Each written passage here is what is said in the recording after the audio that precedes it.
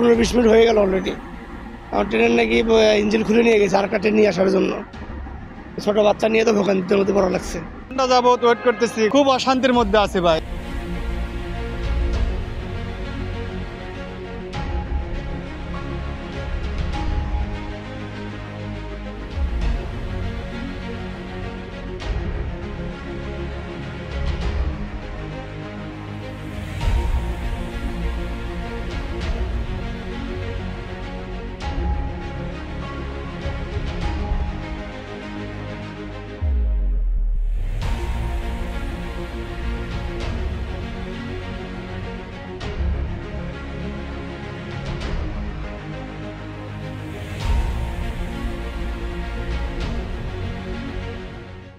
Bashundhara tissue অশুদ্ধতার বিরুদ্ধে এক বিন্দুও ছাড় নয়।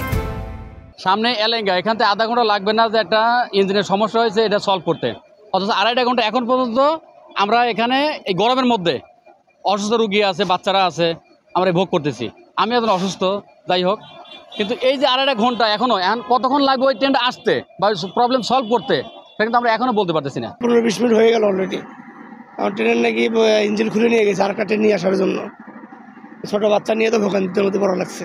স্টেশনে আধা ঘন্টা দেরি করে আসছে, এখানেও দেরি করতেছে, প্রায় আধা ঘন্টা হয়ে গেছে। তাহলে আমাদের 6টা থেকে অফিস, আমরা কি অফিসে যাব না নাকি? আমাদের তো ওখানে জবাবদিহি করতে হবে। এগুলোর দায়ভার কে নেবে? এগুলোকে আমরা নিব? আমাদের তো ওখানে তো দেখবে না যে তুমি লেট করে আইছো বা এই করে আইছো। তাহলে এই লেটের কারণ কেন? এগুলো কি? এখন আমাদের অভিযোগ, এটা কেন করতেছে এরা? এখানে দেরি করতেছে, এখনো জানি না কতক্ষণ দেরি হবে। এটা কেন করতেছে? এখানে আগে লালমনি ট্রেনের যে ইঞ্জিনটা আছে, ইঞ্জিনটা নিয়ে গেছে, এখন কখন এই ইঞ্জিনটা লাগাবে আমরা এটা বলতে পারতেছি না, ওনারাও বলতে পারতেছে না এই ট্রেনটা কখন ছাড়বে। যাবত ওয়েট করতেছি, গরম, তারপরে মানসিক অশান্তি, খুব অশান্তির মধ্যে আছে ভাই।